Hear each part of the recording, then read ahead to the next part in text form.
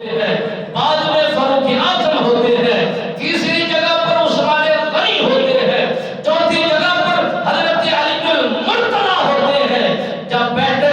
اکیلے میں بیٹھے بات چیت کرے، مجالس و محافل بنائے تو کبھی بھی حضرت علی المرتضیٰ سے بات شروع نہیں ہوتی، کبھی بھی حضرت عثمان غنی سرکار سے تکیہ کلام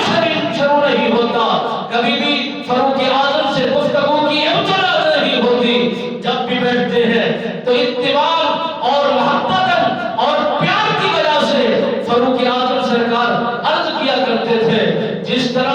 آپ سرکار کے دور کے بعد جس طرح منصب و مقام آپ کو حاصل ہے، فیصلہ بھی آپ کا ہے، بات بھی آپ کی ہے، نام بھی آپ کا ہے، رتبہ بھی آپ کا ہے، شان بھی آپ کی ہے۔ میرے نبی رحمت سرکار نے فرمایا